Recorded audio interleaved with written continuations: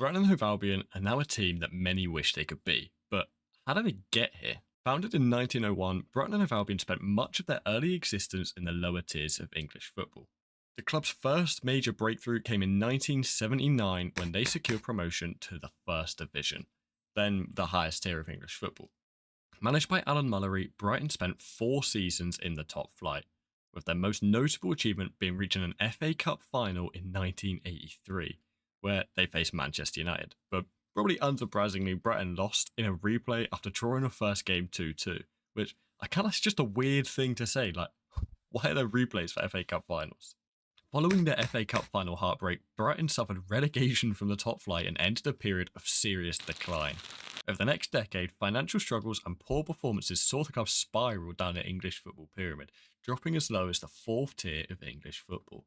Due to incredible mismanagement and a lack of revenue, the owners of the club decided to sell their home, the Goldstone Ground. This controversial sale was met with outrage from the fans who protested against the club's ownership, and rightly so, as they just sold their stadium without actually having another one to play in.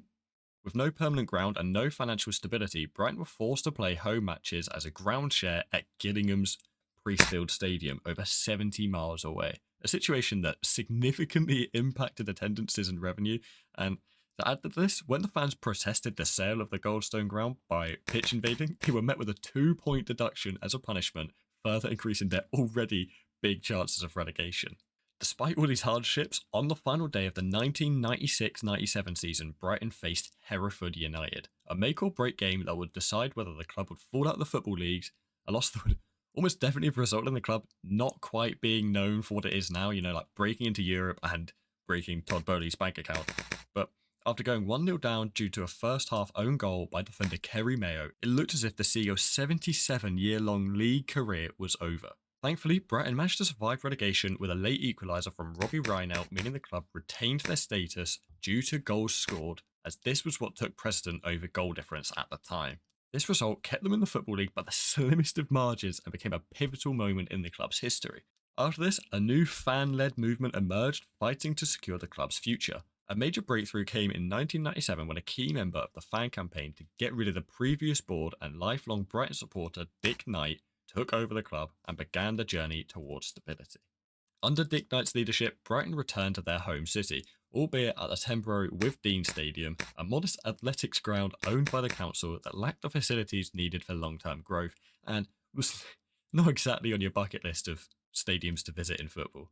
However, the club began to rebuild, with signings such as Bobby Zamora on loan in 2000, before making the move permanent and achieving back-to-back promotions in 2001 and 2002. These promotions propelled Brighton to the 2nd tier of English football, where Bobby Zamora was then sold to Tottenham for a £1.5 million fee. Brighton had begun their steady rise to the top of the English football pyramid, as in 2009 they finished the season in 16th with a new manager, a new stadium under construction, and a whole host of new signings over the summer. Things were looking up for the team. However, there's one very key part of this elevation and success that hasn't been introduced yet, and that is the start of the Tony Bloom era. The ultimate transformation came in 2009 when Tony Bloom, a local businessman and lifelong Brighton fan, took full control of the club. His financial investment and strategic vision provided Brighton with the stability they desperately needed. Bloom financed the construction of the Amex Stadium, a state-of-the-art facility in Farmer which opened in 2011. The new stadium allowed Brighton to attract better players and significantly increase matchday revenue, positioning them for long-term success. With a stable financial structure and a modern stadium, Brighton steadily progressed under various managers such as Gus Poyet, who managed to finish 13th in his first season in 2009-2010. Following season saw them to the top of the league, clear by 3 points with the 2nd greatest goal difference, only behind championship rivals Southampton. They won promotion on the 12th of April at the Withdean after a 4-3 win over Dagenham and Redbridge. The team then secured the League One title on the 16th of April after a 3-1 victory at Walsall. Brighton were undefeated in Cup and League for over a year at the Withdean Stadium, with a total of a 27-game run, and they only lost 2 home games all season. The Seagulls had arrived in the Championship, but a rebuild was needed as the top scorer Glenn Murray left the club to Brighton's biggest rivals, Crystal Palace. The club solidified their place in the second tier of English football and finished in 4th place in the 2012-2013 season. However, they were defeated by that very same Crystal Palace in the Championship playoff semi-final on the 13th of May 2013. A few days following the defeat, Poyet was suspended for an alleged breach of contract over his comments about, well, this. On the 23rd of June 2013, Brighton put out an official statement stating that Gus Poyet had been dismissed, which created a pretty famous clip because as the news broke, Gus Poyet was actually on air presenting for BBC. First half during half time, but we're going to start half time by talking about Gus, because it's been a slightly odd first 45 minutes for those of us in the studio, and particularly for Gus, because after 3.5 years as Brighton manager, whilst we've been on air this evening, Gus has been told that his contract has been terminated. And you found out, Gus, by the production team printing the statement off and me handing it to you. Well, I think BBC got a great story, no, for forever, really, because the manager getting the information that this is being released from his employment by the BBC during the time of a program is quite surprising. Poyet appealed the decision on the grounds of an unfair dismissal, but the club upheld the decision to release him for gross misconduct. Poyet was followed by 2 separate managers over the next year, as both Oscar Garcia and former Liverpool defender Sami Hyypiä were at the wheel, until Hyypiä's resignation in December 2014. He was then replaced by Chris Hughton. In 2016, Hughton guided the Seagulls to the brink of promotion, but narrowly missed out on Premier League football as they lost in the playoffs. However, the following season, Brighton finally achieved their long-awaited return to the top flight, finishing 2nd in the Championship, where also they just completely bottled, not winning the league. Their debut Premier League season in 2017-18 saw Brighton sign now club legend Pascal Gross, who scored the first goal of the season and the goal to secure survival against Manchester United, eventually finishing 15th and establishing themselves as a competitive top-flight team. Hughton kept Brighton in the Premier League for another season, but following a poor run of form, he was replaced by Graham Potter in 2019 as the club saw a more progressive playing style. This change was met by a lot of confusion from rival fans, as Hughton was given the plaudits for keeping Brighton up. However, this decision is a major catalyst for why Brighton are where they are today, so you could probably say that you leave the people in charge that are in charge, they probably know more than the fans. Under Potter's leadership, Brighton gradually transformed into a team known for its attractive football and tactical flexibility. The club continued to invest in talents, signing the likes of Leandro Trossard, Tarek Lamptey, and Moises Caicedo, while promoting academy graduates such as Ben White and Robert Sanchez. Brighton also became renowned for their data-driven recruitment strategy, identifying undervalued talents and developing them into top-level players, whilst also earning significant profits from their sales. A model that many relate to Southampton and say that Brighton are unsustainable.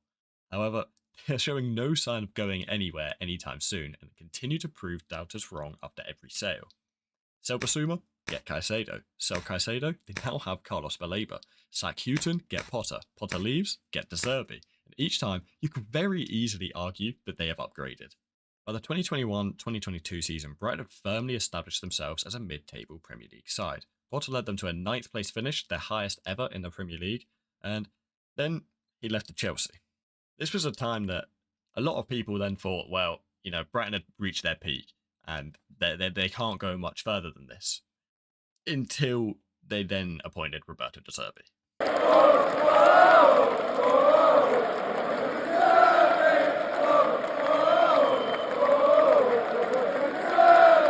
Under whom the team flourished further. The 2022-2023 season saw Brighton finish in the top 6, securing European football for the first ever time in their history with a qualification to the Europa League.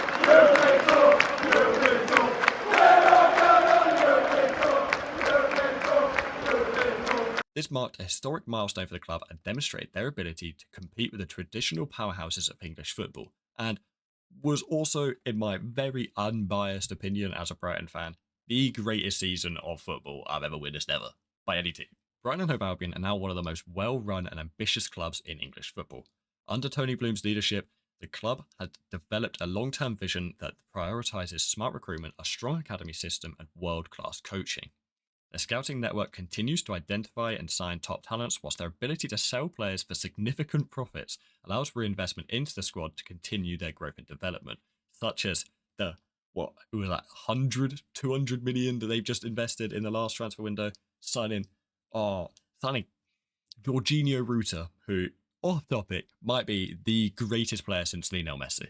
Recent marquee signings and continued squad developments, such as Jorginho Ruta, Yankuba Minte, and Ferdi Kadioglu, to name a few, alongside players like Matoma and João Pedro, who have been with the squad for a little longer, suggest that Brighton are not content with merely maintaining their position in the league. They aim to push even further, challenging for European spots consistently and potentially targeting domestic silverware in the near future.